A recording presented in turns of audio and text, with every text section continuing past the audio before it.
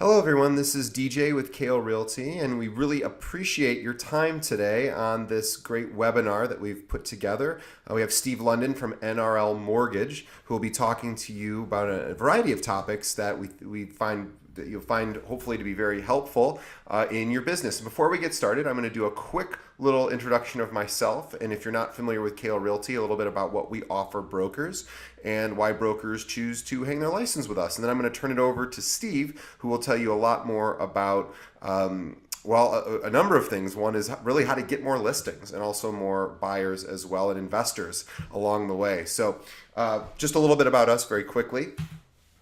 That's me. I'm going to be your quick guide through this 30-second intro to Kale Realty. Who is Kale Realty? We are a family-owned real estate firm. We're now in our third generation. And about 4 years ago, we decided to switch our commission structure. We thought at the time we were only paying about 80% on sales commissions, which we thought was, well, quite frankly, just not as fair and generous as it should be. So we switched to what we now call a 100% model, and it's not exactly 100%, but pretty close. So instead of taking a percentage, we now just take a flat fee on every sale that our brokers do. So that's our mission, is to basically pay you what we think you're worth, which is our model, and I'll explain that in just a moment. But in addition to just providing high commissions, we want to make sure that we also are providing great service and support, technology, training. We're still a full service firm, so we do everything all the other firms do too. We just don't cost as much. So let's explain how that works. It's real simple. Every time you do a sale, we take just $325. That's it. No matter how big the sale, if it's to a $100,000 sale or a $20 million sale, we literally take $325. You get every other penny. This is the big reason why we've grown from about 10 brokers to, as of today, we're almost at 575. And that's just within about a 4-year period is when we switched over to this model. And we hoped it would attract people to want to work here. And thankfully, it's worked out pretty well for us. On the rental side, should you do them, we don't have the same commission structure. It's more like a traditional structure, but certainly more generous than most firms, or maybe even any firm. We give you 80% of the commission on any rental, and then there's a little $15 transaction fee. So you get 80% of the rental commission minus $15. Just real quickly, I'll just stay here for a moment. If you're at a firm where you're not earning 100% or close to 100%, you can do the math on what that might look like. Just take a quick peek there at the screen. You get an idea, because again, on every commission for a sale, we just take $325. So the numbers are pretty sizable. And if you want to see an actual calculation for a deal that you've just recently done, if you go to joinkale.com, it's under, I forget where on the website, but I actually built a calculator, and you can put that deal in and see what you would have got here versus what you had at your current firm. A little bit more about our fees, because we have a couple of other fees to help keep our bills paid. I already talked about the per transaction fee. We also have 2 other fees, one of which is monthly. That's $49. That pays for all of our technology, our trainers, our support team, all the stuff we offer. And then we have an annual fee of $199, which is for all of your errors and omissions insurance. So once a year you pay $199, every month you pay $49, and every time you do a sale, $325, and that's literally it. No other surprises or fees. We are a full service firm, as I mentioned, so we have a full suite of tools. For example, we build your own custom website. It's a full CRM on the back end as well, with email drip marketing functionality. Of course, we provide electronic signatures for all documents. We use .loop, and that's all part of the $49 per month. If you want or desire training, we do all of our training one-on-one. We believe that's the best way to go. So we have trainers that will meet with you as often as you'd like. And we have a 6-member support team that's here from 9 to 5. I'm part of that team as well. We literally sit here all day, wait for your phone calls, your emails. We answer the phone live every single time, so that way you have us to get access to 9 to 5, Monday to Friday, every single time without fail. And actually, I need to update this slide, because now we're up to almost 575 brokers. But 3 out of the last 4 years, the Tribune was nice enough to rate us as one of the top 100 places to work. Actually, all 3 times we qualified, we were in the top 5 of companies in our size. So we're very proud of that. Hopefully, we'll also win that again this year, but who knows? We hope to do that. And then lastly, if you have any interest in learning more about Kale Realty, You can contact me. I'm pretty easy to find. The website I mentioned earlier, joinkale.com, has all the information I just mentioned and a lot more. But you could also reach out to me directly, dj@kalerealty.com, or you could also call me 312-238-9796. We have 2 offices, but you do not have to come in and meet with me if that's not convenient for you, and you certainly aren't ever required to be in our office, but they are open, both of them, 24 hours a day, 7 days a week, should you use them. Anyway, that's enough for me. I appreciate your patience through that. Again, I know you weren't here to listen to me. I'm going to introduce our speaker for the day, and that is Steve London. So I'm going to introduce Steve London. A little bit about Steve. Steve London serves as a loan originator for NRL Mortgage LLC in Chicago. In this capacity, he brings buyers and realtors together for financing and building businesses. His personal motto is buying and financing a home are an individual's and family's most important financial decision. Prior to joining NRL Mortgage, he was a real estate investor, primarily in Chicago, Florida, and Michigan. A wealth of real estate knowledge has been essential to his success. Other professional pursuits include extensive B2B and B2C sales and marketing with notable companies including Thompson Financial, and a founding member of the Miami, Florida Luxury Marketing Council. Welcome, Steve. DJ, thank you for that introduction, and I want to thank all those who are attending the Insider's Guide to Obtaining New Listings and Buyers. First, a little bit about Nation's Reliable Lending. Residential lending, specializing in exceptionally fast closings. Our particular office here in Chicago, we're very proud of our averages of 12.8 days from application to clear to close. And we do have lending programs available for all types of credit, and more importantly, we fund over $1 billion annually. A little bit more about me. DJ, thank you for that introduction again. My background, I started investing in real estate in the late 80s. And wherever I've traveled, I've always looked at how to purchase and what the market conditions are. Combine that with my background in demographics as well as working with American Banker. It gave me a different opportunity to look at the market and see where the opportunities are. As a mortgage lender, I'm working with individuals who are first-time home buyers as well as those who are downsizing and are purchasing a secondary home. Chicagoland is a unique real estate market. You can't help but notice when you fly into the city at any time how many large buildings there are not only in the downtown area but throughout the region. And this really is what I call the vertical market. Much of it is condominium based as well as within the communities and also the suburbs around Chicago. What's happening is that the condominium scene has some issues that affect the marketplace, and what this chart shows is that we're actually trailing national trends. We have a problem with inventory where we can see over a year-to-year and a 5-year inventory change that we're seeing negative numbers, not positive numbers. Other cities are increasing and ours are not. And that creates part of the problem of what we're going to talk about next. And the next is the great listing drought. This is something that I termed when I started looking into the marketplace. And anybody I've spoken to, they've always nodded in agreement, yes, we don't have enough listings. But first of all, what caused it? And frankly, it's the impact of the lack of transactions over the past 10 years. We've seen a situation where investors who got stuck or caught in the bubble holding on to their investments. The idea originally was that you would hold it for a short time and sell for big profit. And a number of these investors in different types of buildings actually became long-term landlords. And that transaction that didn't happen every 3 or 4 or 5 years, which would be traditional in a large growing market, didn't happen.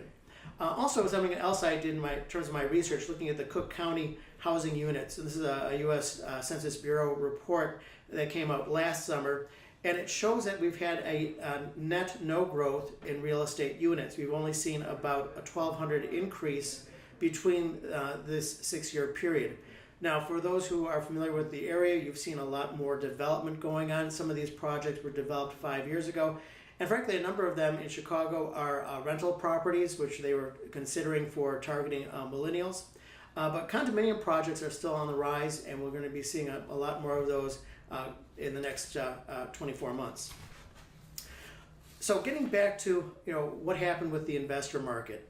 After 10 years, we've had a different situation. There was a great rush to buy a property. As I mentioned about turning a quick profit just didn't happen. And those investors who were well financed maintained their properties and became landlords. And after 10 plus years of being a landlord, frankly, my observations, which have been well documented, is that they become burned out by tenant issues. So these are individuals with single, multiple units, as well as developers with 3, 6, 9, or more unit buildings who represent a key market to target to create new listings, whether that's about reconversion or selling their individual buildings as well. A second thing to look at is the demographic as well as the geographic changes and see who's in the market now. Pew Research identifies millennials as those who were born after 1984. And that's an important aspect of the marketplace. This chart shows that in Illinois, we've got approximately 700,000 millennials who are aged 22 to 39 who are in their prime home buying years. This could be from a first condo, first home, or expanding families. Several years ago, the auto industry was an alarm because it did not seem that millennials were interested in buying cars. What the actual reality was is that they were credit averse after watching what their parents went through during the recession and held off purchases of vehicles. Consequently, many of these individuals have also held off forming homes, marriage, and children, and they are now in the marketplace. And as again, when you have a change in your change in your demographics, you also have a change in residents, which represent a great opportunity to change. And on the other side of the equation are the millennials' parents, the baby boomers who are aged 50 to 64. These are also individuals who are looking to plan ahead for their retirement, and sometimes, and in most cases, planning retirement also changes residence as well. Recreating real estate farms. My question that I ask everybody is the internet a friend or a foe? And frankly, I think it's both. As a friend, it does help us build our business by developing leads for our business, but it also develops complacency. It's a passive way of developing your business. And my personal motto has always been, besides the investing aspect of real estate, is that prospecting is a full-time business, and that can't be any more true than in real estate. But what's the difference is that real estate is a relationship business, and the buyers need to know our particular expertise in a geographic area that they are interested in. So cultivating farms that you may live in or you may not live in as your target area of development, I think is a key aspect. And what I would offer is that we should be adapting old school techniques, like I just mentioned, to the new school. Augment your social media with some good old-fashioned prospecting within your own community and developing that knowledge base. In my particular community, I work with a number of condominium associations to uncover the investors who are basically in the market to sell their units, and also to talk to the tenants who are targets to purchase the units, either those that they live in or within the building if they are if they're comfortable in that building. And I'm generating buyers for my realtor partners. It really is a push-pull marketing strategy of providing a way to develop the listings as well as develop the buyers at the same time. And as I believe in the farm actually is a proactive lead management strategy to incorporate. Building listing business. One of the biggest things I look at is the Ricketts effect. And I call it the Ricketts effect. If you're familiar with Wrigleyville, there's a whole new spate of development going on there in the redevelopment of Wrigleyville. And that's why I actually don't call it Wrigleyville anymore. I call it Rickettsville, because a lot of that development was put into place 5 years ago. And when you take a look at the infrastructures, that's the important aspect. I actually go down to the city building and zoning departments and find out what's happening in my particular communities, find out what projects are coming up, what zoning changes are happening, what buildings are going to be becoming condos, or those who are condos that are going back into the rental market. That is an important caveat, is that nothing happens in Chicago when it comes to real estate unless it goes through City Hall. That also is true within the suburbs and other communities as well. Those are some of the most important information tools that you can develop for creating your listing business. Finding out where those new projects are going to be and targeting those areas with your expertise.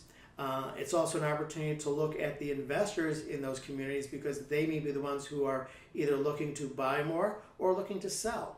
And that's something that we always want to keep our handles on. Generating new buyers. As I mentioned a few slides ago, millennials are a key component of the marketplace. We've all seen the research that they are increasing by 3% every year. And that'll be something that looks like it's going to be a 5 to a 10-year trend, something that I think is exciting for us, looking at who's going to be purchasing property.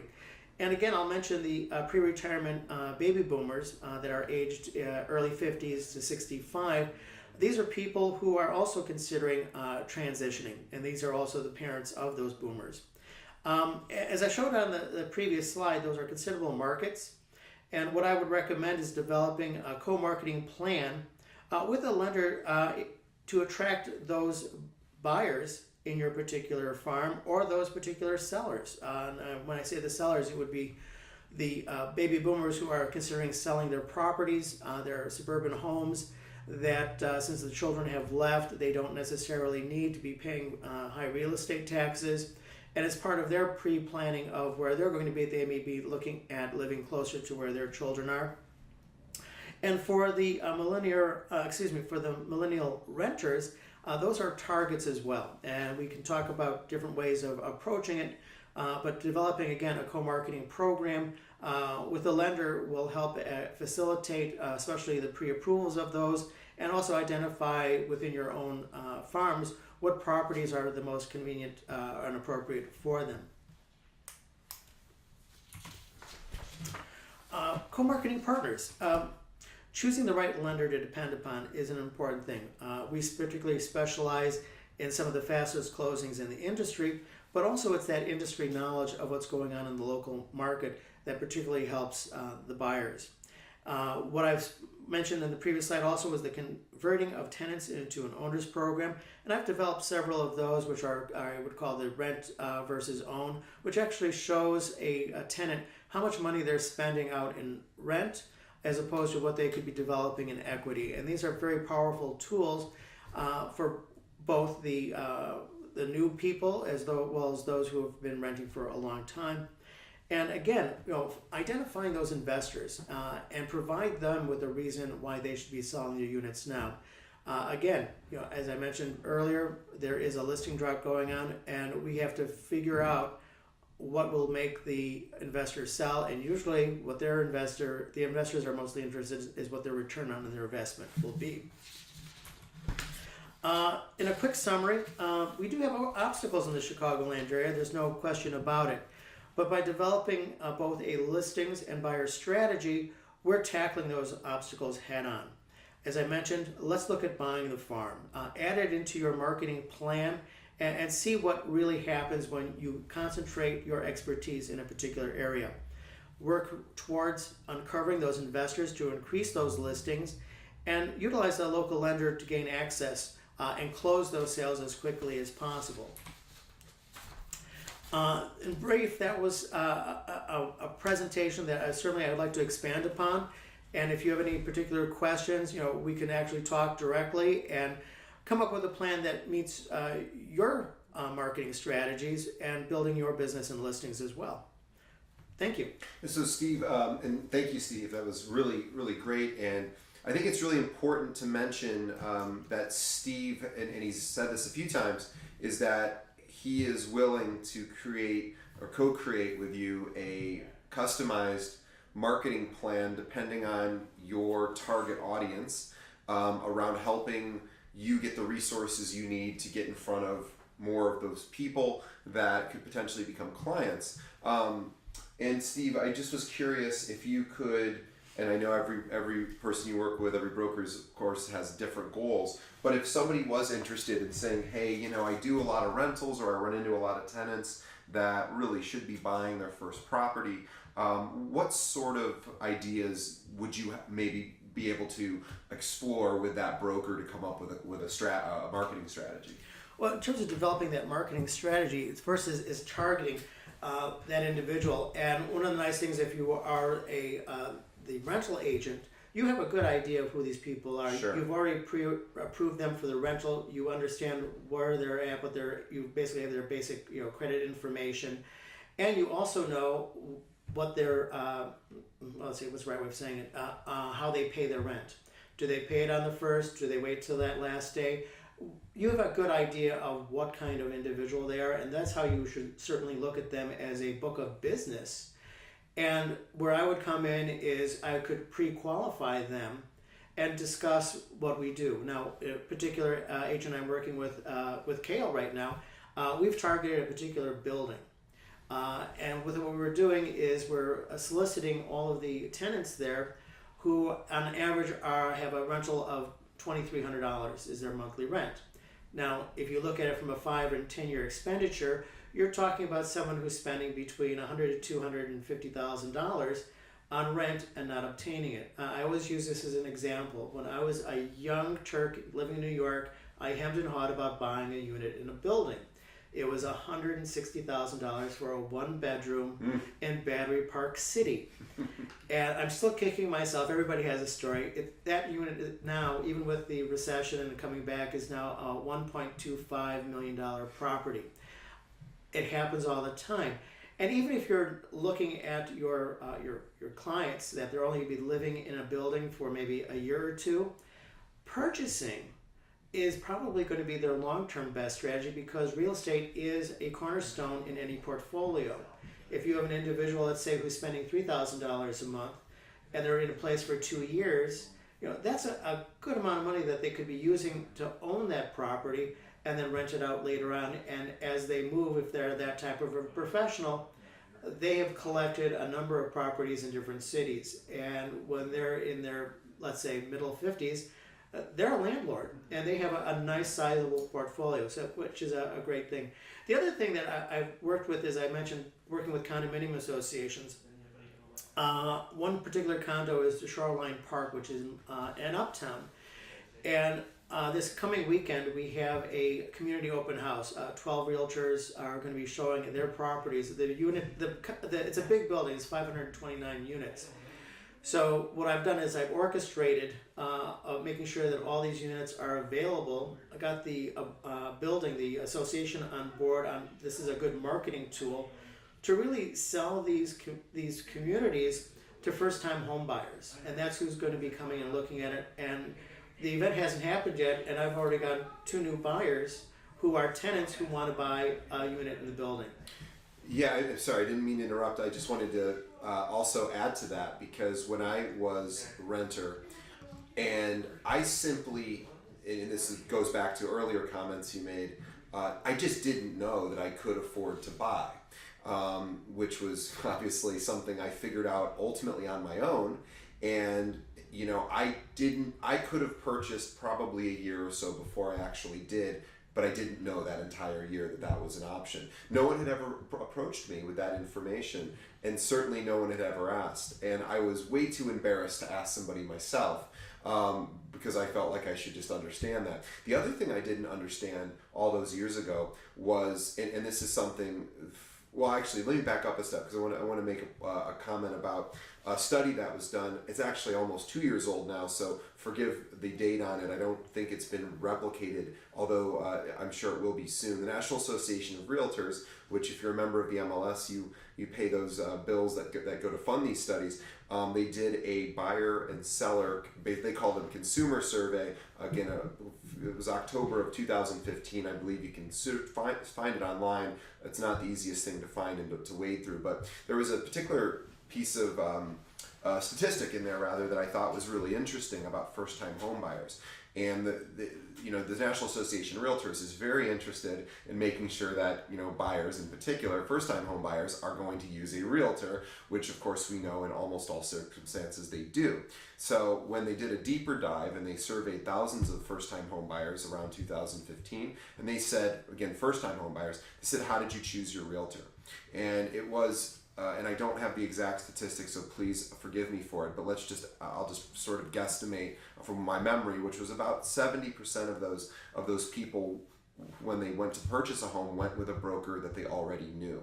So, and what was interesting is they also went to non-first-time home buyers, somebody that was doing a second transaction. Maybe they had already bought a property in the past, and maybe now they were selling it, or they were buying an investment property, or moving. But if they didn't move geographic locations, in other words, they moved within the same city, there was a 90, and again, I don't remember the exact number, let's say it's 92%, I think that was right, 92% chance, and this again, non-first-time home buyer, 92% chance that they went back and used that previous realtor. So if you're a realtor and you're looking for more clients, the easiest and most low-hanging fruit with the least amount of competition were the guys like me back when I was renting. Nobody talked to me. Nobody said, hey, you should buy a property. And so, Steve's been talking a lot about this tenant to ownership track, all the marketing strategies. I'm telling you, I'm a perfect example of, I'd like to think, a relatively intelligent person who just didn't know that he could buy. The other thing I didn't know, and I apologize for making this all about me, but this is an important point that I think oftentimes realtors don't maybe think about for somebody who is currently a tenant, is what else nobody told me about was the amazing tax benefits I got from all of a sudden now paying a mortgage. And of course, that's really, tax questions are best answered by tax professionals, but I truly just didn't even know in general the tax benefit. Even after I bought the property, I found out a year later when I went to do my taxes, and I went, oh my goodness, look at how much this really helped my bottom line. But again, I think when you partner with somebody like Steve, a lender like Steve who clearly has a lot of these marketing resources, you can offload some of that information from your plate as a realtor and say, you need to really talk to a lender. Did you know that there's a tremendous tax benefit potentially for you, as well as, gosh, you can literally afford to do this. So sorry for that long monologue, but I just wanted to make that point because I'm a perfect example of somebody that the only reason I ended up buying a place is because I went online and Googled, can I afford to buy a place? And if somebody would have come to me while I was renting and asked and said, you're paying $2,000 a month, that's a mortgage payment, I would have been thrilled to get that information. So. Well, actually, that's a strategy that I've used as well with the small developers that have the 3, 6, 9, and 12 unit buildings, where I've actually talked with them about selling their business. And when I talk about it, I said, well, I can get $2 million for my building, and I said, well, do you realize you get $3 million if you sold it as condos? All of a sudden, the light goes off. He said, well, how do I do that? I said, well, let's talk to your tenants. Because if they're already paying $2,000 as amount that you just said, they most likely can buy it. And the benefit to you is that if they're going to buy their existing unit, you don't have to rehab it.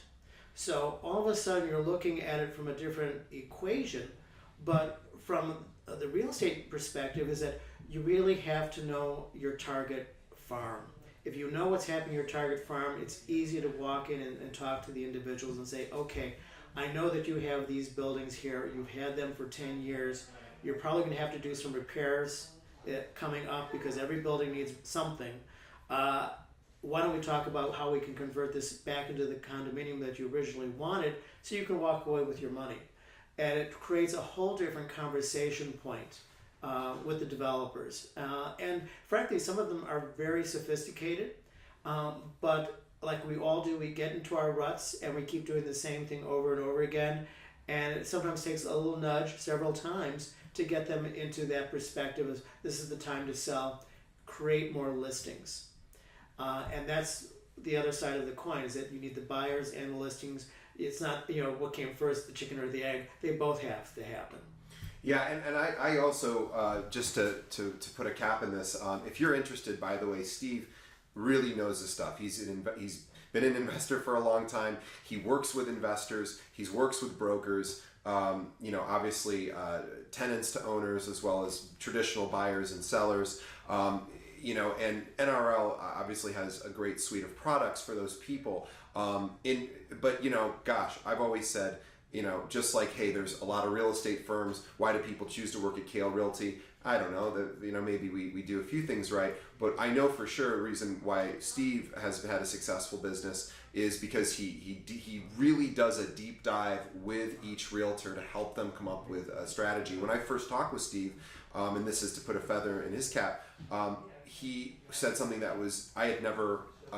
I get calls by most of the mortgage firms, and nobody had ever suggested this. He said, DJ, give me 5 of your realtors who are particularly hungry and who are willing to follow instruction. And he meant that in a very polite way, but he said, I have a really solid strategy to help them get more listings, find more investor clients, and there was a number of things that we talked about. He said, can you send me a few people? I can actually work with them and help them increase their business. And I'm telling you, I've been called by every lender, and I don't get those sort of calls. So Steve really, truly wants to help you build your business. He's got tools to do it. He certainly has the knowledge to do it, and I really couldn't recommend him highly enough. So please reach out to him. His information is there on the screen, and he is definitely one of the most responsive people I've ever talked to. He's right on top of things. And, the feedback we've received from our brokers has been overwhelmingly, well, it's been perfectly positive. I haven't ever heard anything other than Steve's great. So definitely give him a chance, and sure, he'll definitely earn your business. Thank you, DJ. Appreciate that.